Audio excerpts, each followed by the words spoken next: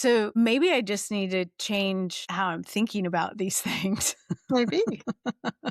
Instead of focusing on I don't do things when I'm not good at them or they're too hard. It's I don't do things that I don't care about. I like that reframe, right? Yeah. Like Because I when you do, only do things I care. Because when I care, when it's something I want to do, I do it.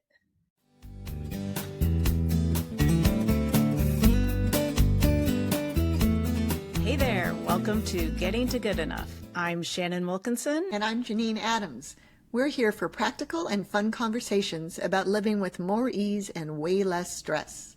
Yep, we're all about embracing progress over perfection. So grab a tasty beverage and let's get started. Hey, Janine. Hey, Shannon, how are you? I'm doing well. How are you? I'm doing quite well despite spending the weekend doing nothing but working with numbers on my computer. Oh, But that I'm doesn't still cheerful. sound. Yeah, well, that's really good, number one. Yeah. And that doesn't sound necessarily like a super fun or relaxing weekend. It wasn't relaxing, but if I had taken the weekend off to relax, I would have felt behind. And one of the things I'm doing is starting a brand new accounting system. Good times. Oh, yeah. So, yeah, so I'm abandoning QuickBooks. Intuit is never getting another dime of my money. I'm even abandoning MailChimp. I mean, I'm really not giving them any of my money.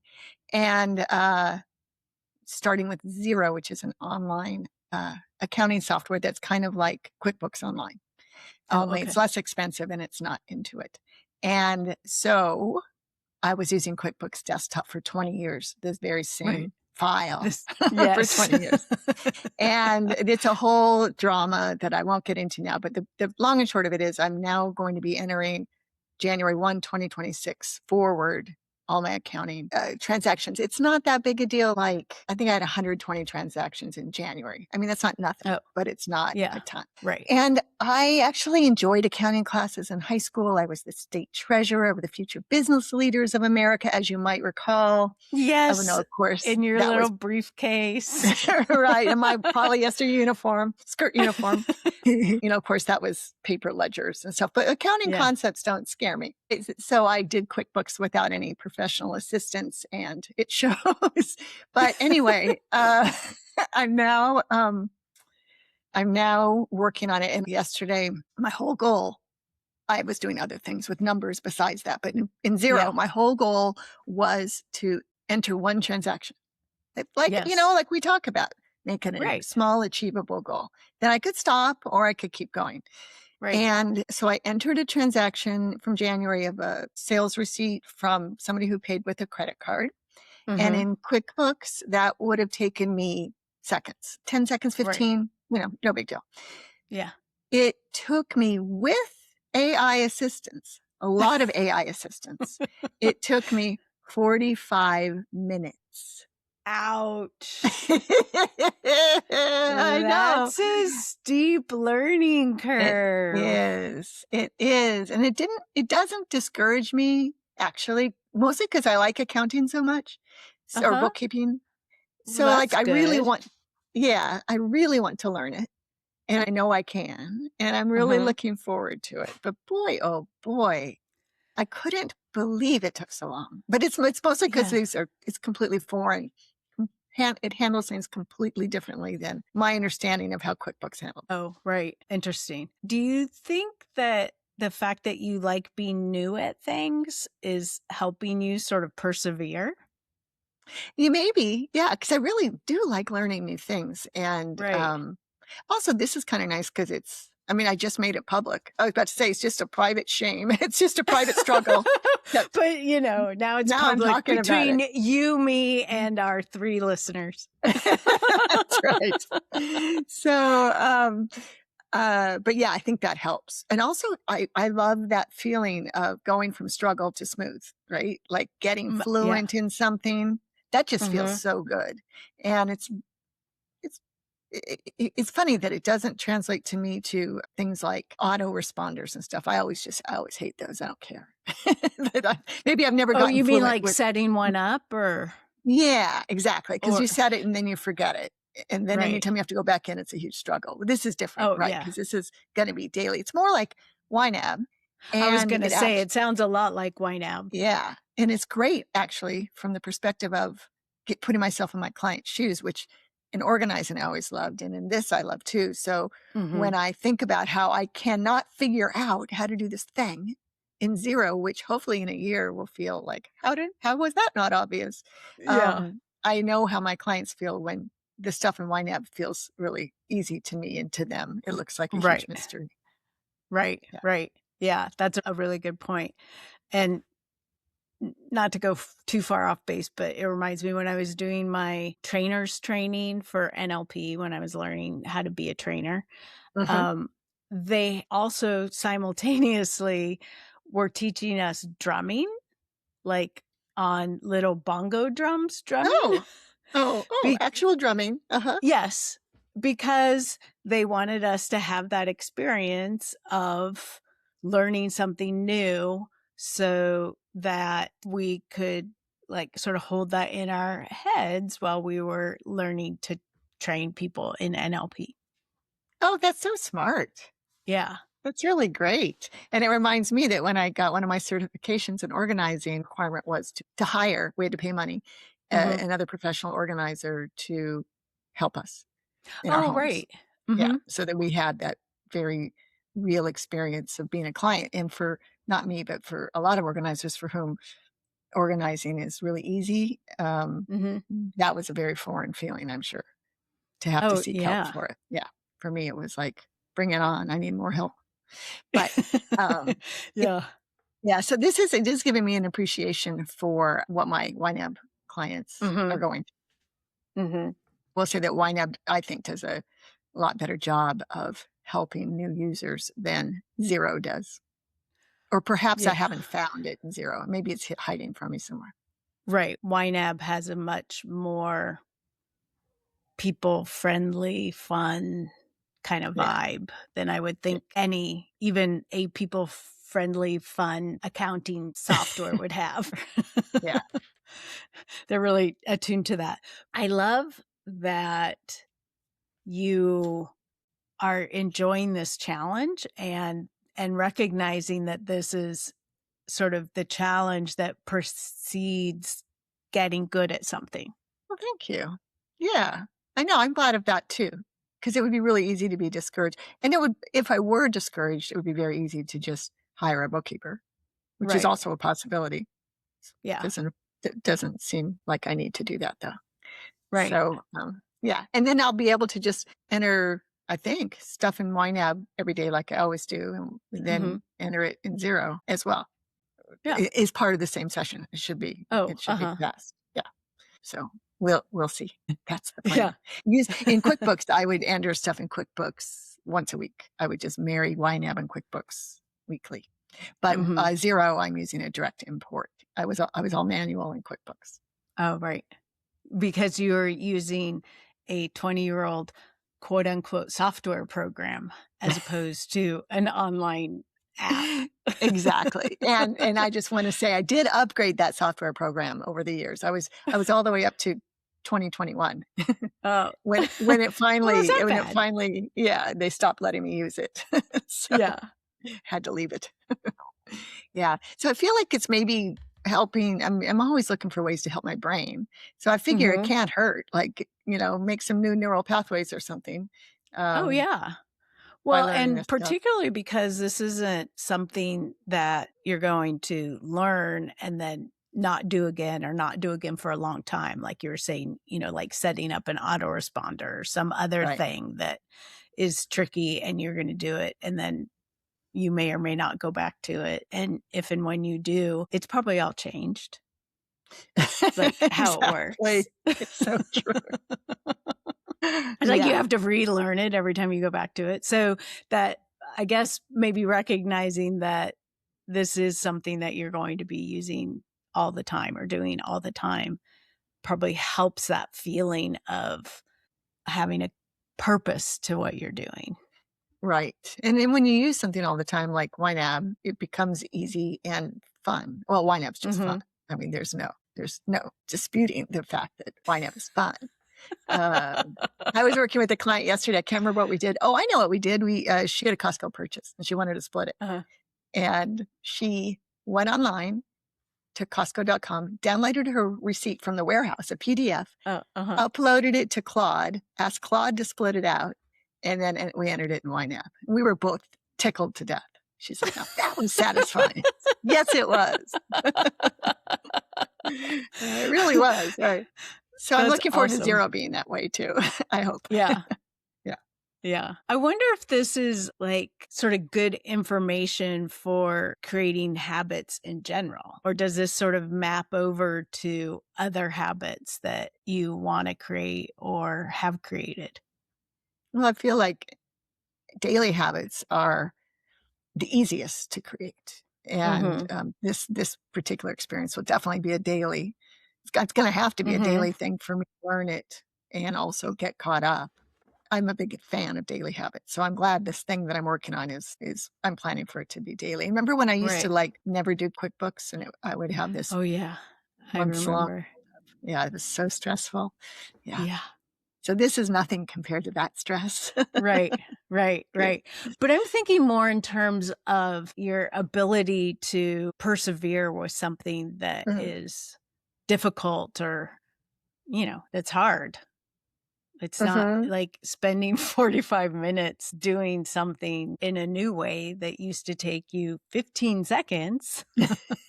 Yeah, I don't even know what that ratio is. A billion times longer.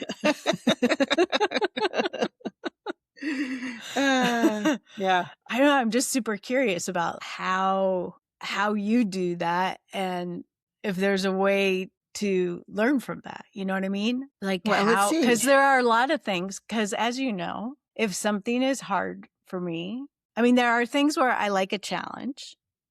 And then there are things where if I'm not immediately good at it, I don't do it or don't want to do it. You run, in the time I've known you, you've run marathons and climbed mountains. Those are things that the average person would consider very challenging. And I am among those people. So it's not like you don't do hard things. But you're saying that you sometimes if things are too difficult, either abandon the whole thing or you find help or perhaps find another way to do it. Well, it's interesting. I think in my head, the way my head works is that there's a difference between something that feels challenging and I can do it and something that feels hard that I'm never going to get. I get that. Yeah. Yeah. I mean, yeah, I'm the same way, I think. Although but in this case, the thing I that know feels I can do it. Right. But that, like, it very much could be that something feels hard and like, I'm never going to get this. And that could be completely untrue. Right. But I might give it up. Before you discover that it's untrue. Yeah. Yeah. Well, do you think it boils down to what motivates you and what is important to you? If it's something whose end is part of your value system, then maybe you're going to work harder to get past the hard. I mean, the thing that popped to my mind for myself is I cannot believe that twice a week I'm walking up a billion stairs, right? And like yesterday, I pushed myself even harder. And actually, it was in the middle of dealing with numbers. I'm like, oh, God, I need a break. I'm going to go walk 32 flights of stairs.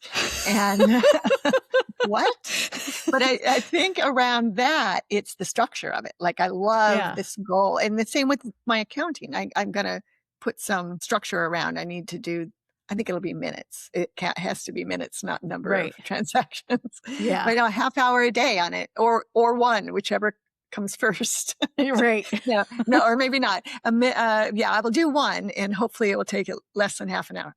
And maybe I'll do two if I have time. But with the stairs, it's one more flight. I do it 2 times at one level and then move up a flight. So that structure is really, really helpful. And also with the stairs, I've added goals about how many stairs before a rest and how many rests. So I have a way within that structure to improve. So like yesterday I walked 3 rests and the first 2 came after 9 flights. Oh my gosh. Yeah. So there's a way, like eventually maybe I'll walk 35 without resting. I was going to say, is that your ultimate goal? Maybe. It seems like it'd be very far down the road, but Yeah. I mean, it's nice to have that goals for me anyway. Those kinds of measurable things and plannable things help. Yeah, absolutely. And I think that's true for me too. Definitely in training for marathons, running is you can have very measurable goals Yeah. It and seems like a classic example right. of anybody who ever thinks about running a marathon has got to think in terms of starting small and moving toward it. Right. Yeah. Mountain climbing was a little bit different, but the thing that sort of kept me going was the idea that the person who's having the most fun is the person who's in the best shape. So, like, the more fit you are, the more fun it is. And so that helped me train more and, Oh, get stronger. nice. I mean, of course, my philosophy is the person who's having the most fun is the person who's not climbing the mountain, but rather sitting on the couch and knitting or something like that. Feels like the opposite of fun to me. It seems scary and hard and cold. It is those things which Uh-huh. are fun to me. Right, exactly. That's a beautiful thing. Yeah. Although, my mountain climbing days are, I'm pretty sure, over. But what feels challenging changes over time. I just have Yeah. not ever been really super successful at transferring that ability to more mental pursuits or, like work, for example, my business. Are you saying that there are things that you have tried or would like to have tried in your business that were too difficult, so you said, "Never mind"? Yes. Podcasting potentially would have been one of those, but we found an easy way to make it happen. Cause like when you first think about it, it's pretty overwhelming. And I was Yeah. like, I could very easily see myself saying, this is too complicated. This is too much. I don't want to figure it out Yeah. Too and much not effort, not doing it. enough reward. Yeah. Yeah. Yeah, and especially in 2018, is that when we started originally? Yeah. I mean, Right. we just figured that out on our own. That is to say, you figured it all out and told me. Um, but, Yeah. I was wondering why that was getting quotes. yeah, I don't remember being helpful in any of it, except for saying, "Yeah, that's good enough." I think I said that a lot. Yeah. Uh, Which was super helpful, as a matter of fact. well, thank you. Yeah, so there are so many things like that, but then there's the other thing of knowing when enough is enough. Like, you don't have to do all the things just because you could do all the things. Right. We don't have to pursue Right. every idea for your business. If, No. um, No. uh, And I think that going back to something you said earlier is knowing why it's important to me. uh-huh, It matters. If I don't have a clear intention, it doesn't necessarily have to even be a goal, mhm. but a clear intention of why I want to do something, then if it's hard, I will stop. Yeah, then it's not worth the effort. But I'm gonna say that's not necessarily a bad thing. I mean, it's good to have an intention or recognize that you don't have an intention, I Mhm. guess. Because otherwise, right, we could spend our time. I mean, there's an argument to be made that just not trying something or not pursuing it because it's hard is better than pursuing something that you don't really have a good reason to do just because it popped into your head and spending all this time and then you finish it and you don't really need it or value it. Right. So maybe I just need to change how I'm thinking about these things. Maybe. Instead of focusing on I don't do things when I'm not good at them or they're too hard. It's I don't do things that I don't care about.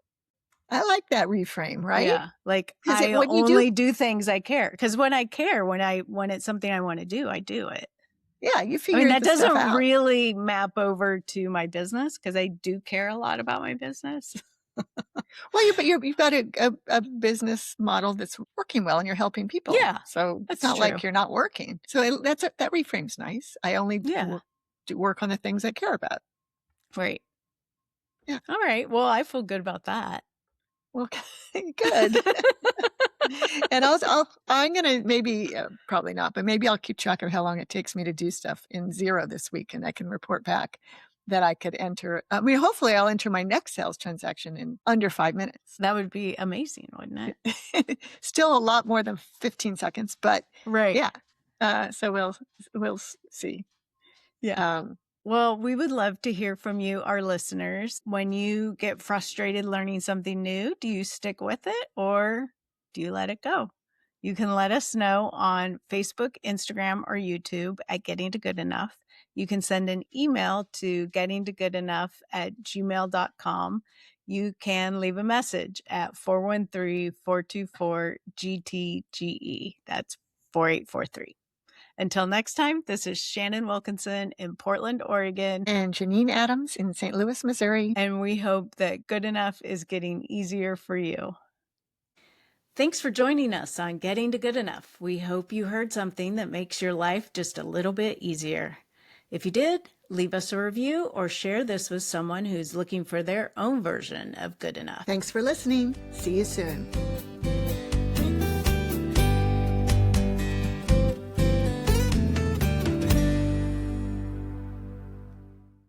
Also sounds like special guest star Bix clicking around. Yeah, I tried to get him to exit the office before we started recording, but he wouldn't, and now a storm is coming. So is he by you right now? Mm-hmm. Can he come into the frame? I don't know. Let's see. Hey, Bix. No, I see the top of his head. Yeah, sorry. He won't do it. He won't do it. He's frozen in place with his tail down. Poor boy. Yeah. All right. Hope this not a bad storm. Thank you. Appreciate that. All right. Talk to you later.